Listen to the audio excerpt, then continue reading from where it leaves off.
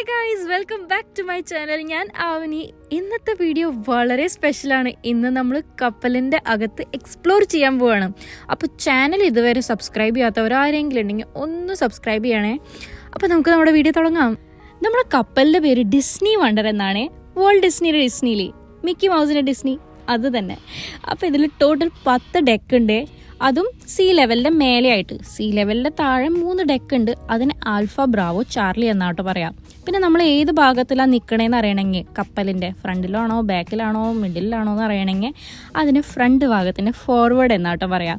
Middle ഭാഗത്തിന് mid ഷിപ്പും back ഭാഗത്തിന് apt എന്നാട്ടോ പറയാം. ഇതൊരു വെക്കേഷൻ ക്രൂസ് ഷിപ്പ് ആയതുകൊണ്ട് തന്നെ 3 to 4 days ആവറേജ് ഇത് സീലുണ്ടാവുള്ളൂ. അത് കഴിഞ്ഞാൽ തിരിച്ച് പോർട്ടിലേക്ക് വന്ന് പുതിയ ഗസ്റ്റുകൾ ചെക്ക് ഇൻ ചെയ്ത് വരാവുന്നതാണ്. കപ്പലിനകത്ത് കയറി വരുമ്പോൾ ആദ്യം കാണണം ബ്യൂട്ടിഫുൾ വ്യൂ ആണ് കേട്ടോ ഗൈസ്. ഇത് നമ്മുടെ ലോബി ഏട്രിയമാണ്.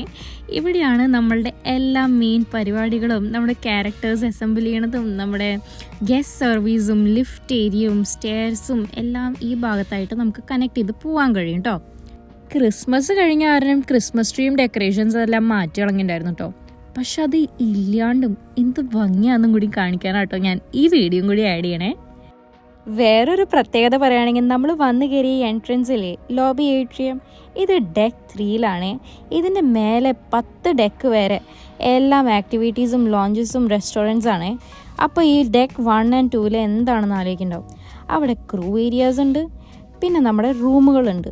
റൂമുകൾ മേലത്തെ ഡെക്കുകളിലും ഉണ്ട് കേട്ടോ. പക്ഷേ ഈ 1 and 2 അത്രയും മേലെ കാണില്ലായിരിക്കും. ഡേ 1 എല്ലാ ഗസ്റ്റുകൾക്കും മാൻഡേറ്ററി ആയിട്ട് ഒരു ഡ്രില്ല് അറ്റൻഡ് ചെയ്യാണ്ട് കേട്ടോ.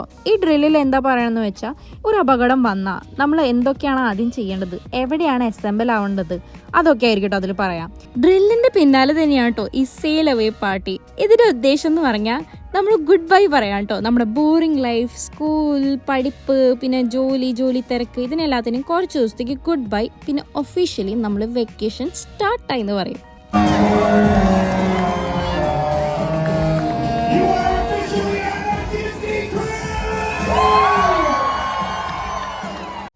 തിരിച്ച് ഡെക്ക് 3 വന്നിട്ട് നമ്മുടെ ഏട്രിയമിന് നേരെ കാണി ഫോർവേഡ് സൈഡിലാണ് ഈ ആഫ്റ്റർ അവേഴ്സ്. അതിനകത്ത് വരുന്നതാണ് ഈ എസ്യോറും കാഡിലാക് ലോഞ്ചും ക്രൗൺ ആൻഡ് ഫിൻ പബ്ബും. ഈ സ്ഥലങ്ങളുടെ പ്രത്യേകത എന്താണെന്ന് വെച്ചാൽ, രാത്രി 9 മണി കഴിഞ്ഞാൽ കുട്ടികൾക്ക് ഇവിടെ അലൗഡല്ല. അതാവുമ്പോൾ ഫാമിലീസ് ആയിട്ട് വരുന്ന ആൾക്കാർക്ക് ഒരു ചെറിയ പ്രൈവസി, കുട്ടികളിൽ നിന്ന് ഒരു ചെറിയൊരു ബ്രേക്ക് കിട്ടണമെങ്കിൽ ഇവിടെ വന്നിട്ട് ചിൽ ചെയ്യാവുന്നതാണ് കേട്ടോ. ഞാൻ എസ്യോറിൽ പോണ സമയം ഡേ ടൈം ആയിരുന്നു കേട്ടോ. അതാട്ടോ അവിടെ കുട്ടികളും കാണണേ. അവിടെ ഒരു സൈലൻറ്റ് DJ പാർട്ടി ഉണ്ടായിരുന്നു. അതെന്താണെന്നും കൂടി കാണാനായിരുന്നു ഞാൻ പോയത്. അപ്പോൾ അവിടെ ഒന്നുമില്ല, അവിടെ ഇങ്ങനെ ഹെഡ്ഫോൺസും വെച്ച് കുട്ടികളും ഫാമിലീസ് എല്ലാവരും ഇങ്ങനെ ഡാൻസ് കളിക്കായിരുന്നു. അപ്പോൾ അത് കഴിഞ്ഞിട്ട് നമ്മൾ പോയതായിരുന്നു നമ്മുടെ കാഡിലാക് ലോഞ്ച്.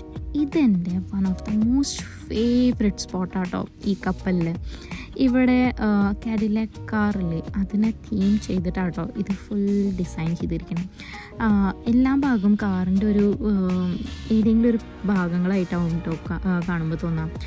അതായത് വീല് കണ്ടു ഞാൻ, പിന്നെ ബോണറ്റ് കണ്ടു, ഹെഡ്ലൈറ്റ്സ് കണ്ടു, അങ്ങനെ കുറേ പ്ലേസുകൾ അങ്ങനെ കണ്ടപ്പോൾ. പിന്നെ ഇവിടെ സീറ്റായാലും ഒരു കാറിൻ്റെ പണ്ടത്തെ സീറ്റ് കവേഴ്സ് എങ്ങനെയാണോ അതുപോലെ തന്നെയായിരുന്നു കേട്ടോ. അപ്പോൾ ഈ കാറല്ല, ഈ ഒരു ലോഞ്ച് എൻ്റെ ഫേവറേറ്റ് ആണ് കേട്ടോ.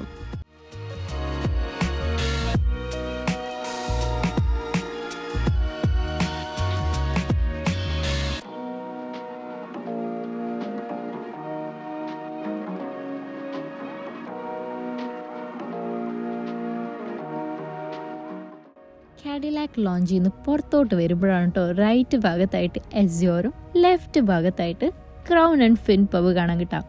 ഇത് എൻ്റെ സെക്കൻഡ് ഫേവറേറ്റ് ലൊക്കേഷനാണ് കേട്ടോ. പ്രത്യേകിച്ച് ഇവിടുത്തെ ടെലിഫോൺ ബൂത്താണ്. ഇതെനിക്ക് ഭയങ്കര ഇഷ്ടമുള്ളൊരു സ്പോട്ടാണ്.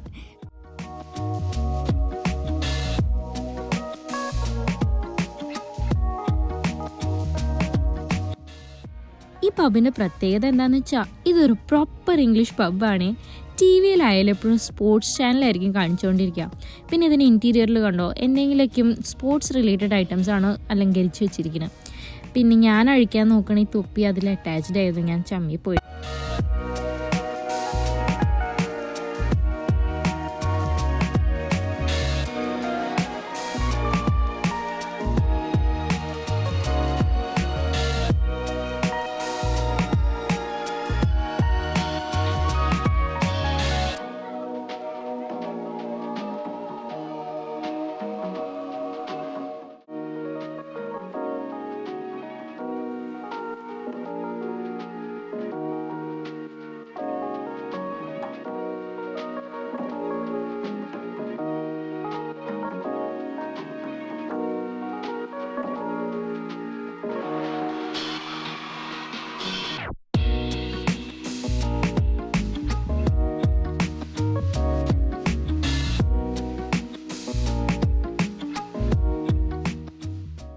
ഗസ്റ്റുകൾ വരുന്നതൊന്ന് ചിൽ ചെയ്യാനാട്ടോ. TV കണ്ട് 2 ഡ്രിങ്ക്സ് അടിച്ച് സംസാരിച്ച് ഗെയിം കളിക്കാനുള്ള പെർഫെക്റ്റ് സ്പോട്ടാട്ടോ ഇത്. ഇവിടുത്തെ ഡ്രിങ്ക്സിനും സ്നാക്സിനും എന്തിനായാലും നമുക്ക് ചാർജസ് കൊടുക്കേണ്ടി വരും അഡീഷണലായിട്ട്. അതും തീ പിടിച്ച വിലയായിരിക്കും. പിന്നെ ഇവിടെ ധാരാളം ഇൻഡോർ ഗെയിംസും ഉണ്ടായിരുന്നേ. ചെസ് ബോർഡ് നമ്മൾ നേരത്തെ കണ്ടില്ലേ, അതുകൂടാതെ ഇവിടെ ഇരിക്കുന്ന എല്ലാ ഐറ്റംസും നമുക്കെടുത്ത് കളിക്കാവുന്നതാണ്. ഈ ഐറ്റംസ് എല്ലാം ഡിസ്നി എഡീഷനാണ് കേട്ടോ. അത് ശ്രദ്ധിച്ച് നോക്കിയാൽ മനസ്സിലാവും.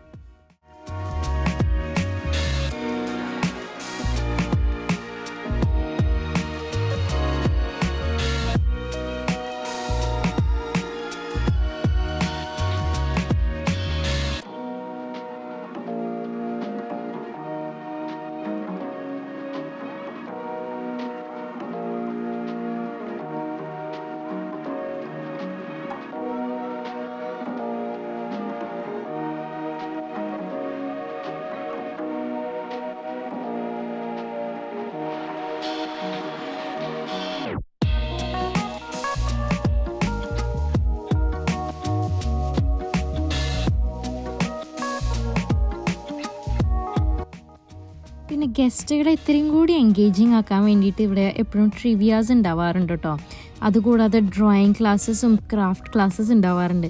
ഞാൻ 1-2 പോയി ഇരിക്കാറുണ്ട് കേട്ടോ നേരം പോകാണ്ടാവുമ്പോൾ. അങ്ങനെ നമ്മുടെ ആഫ്റ്റർ അവേഴ്സ് എക്സ്പ്ലോർ ചെയ്ത് കഴിഞ്ഞിട്ട് നമ്മൾ തിരിച്ച് ATMലേക്ക് പോകുമായിരുന്നു കേട്ടോ.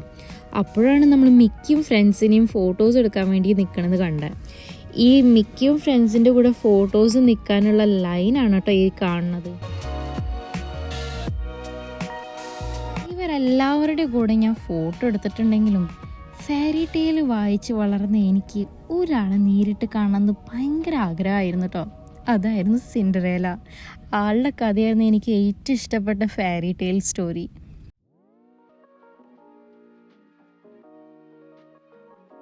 അടുത്ത നമ്മൾ നിൽക്കുന്നത് ഡെക്ക് 9-ലാട്ടോ. ഇവിടെ നമ്മൾ ഐസ്ക്രീം എന്ന് പറയുന്ന ഈ സ്ഥലമില്ലേ, ഇവിടെ നമുക്ക് ഫ്രീ ആയിട്ട് അൺലിമിറ്റഡ് ഐസ്ക്രീം എടുക്കാവുന്നതാണ്. റൈറ്റിൽ ചോക്ലേറ്റും ലെഫ്റ്റിൽ വാനിലയും നടുക്കിൽ ചോക്ലേറ്റും വാനിലയും മിക്സ് ആയിട്ട് വരുന്ന ഐസ്ക്രീം ആട്ടോ.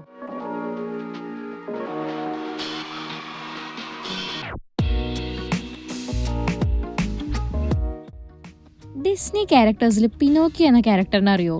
ഇതാളുടെ പേരിലുള്ള ഒരു പിസേരിയ കേട്ടോ, പിനോക്കിയോ പിസേരിയ. ഇവിടെ നമുക്ക് അൺലിമിറ്റഡ് പിസ്സാസ് അവൈലബിൾ ആണ്, അതും ഫ്രീ ആയിട്ട്. പെപ്പറോണി തൊട്ട് ബേസിക് ചീസ് പിസ്സ വരെ ഇവിടെ അവൈലബിൾ ആട്ടോ. ഞാൻ ചീസ് പിസ്സ എന്ന് പറഞ്ഞിട്ട് പെപ്പറോണി പിസ്സ ആയിരുന്നു കേട്ടോ ചൂണ്ടി കാണിച്ചിരുന്നത്. അതുകൊണ്ടാണ് ഈ കൺഫ്യൂഷൻ ആയത്. ഞാൻ ഇവിടെയും വീട്ടിൽ ചമ്മി.